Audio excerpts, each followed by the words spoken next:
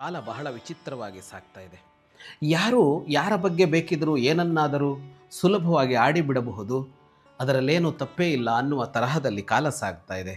ನೋಡಿರೋಲ್ಲ, ಗೊತ್ತಿರೋಲ್ಲ, ಕಂಡಿರೋಲ್ಲ, ಯಾರ ಬಗ್ಗೆ ಬೇಕಿದ್ದರೂ ಅವರು ಹೀಗೆ ಮಾಡಿದ್ದಾರೆ, ಇವರು ಹೀಗೆ ಮಾಡಿದ್ದಾರೆ ಅನ್ನುವ ನಿರ್ಣಯಕ್ಕೆ ಬಂದು ಬಿಡ್ತಾ ಇದ್ದೀವಿ ಮತ್ತು ಅದರ ಬಗ್ಗೆ ಏನೆಲ್ಲ ಹೇಳಿಬಿಡ್ತಾ ಇದ್ದೀವಿ.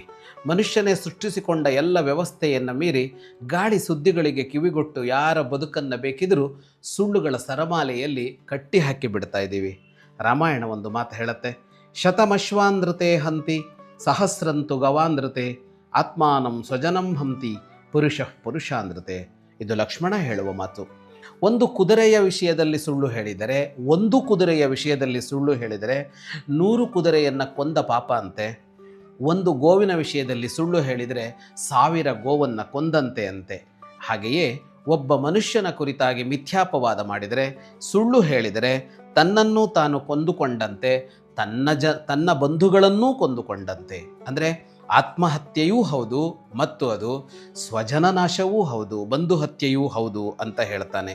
ಇನ್ನೊಬ್ಬರ ಕುರಿತು ಮಾತನಾಡುವಾಗ ಯಾರೋ ಯಾರ ಬಗ್ಗೆಯೋ ಹೇಳಿದ್ದನ್ನು ಸಾರಾಸಗಾಟಾಗಿ ನಂಬುವಾಗ 100 ಬಾರಿ ಅಲ್ಲ 1000 ಬಾರಿ ಯೋಚಿಸೋಣ. ಶುಭಂ ಭೂಯಾತ್.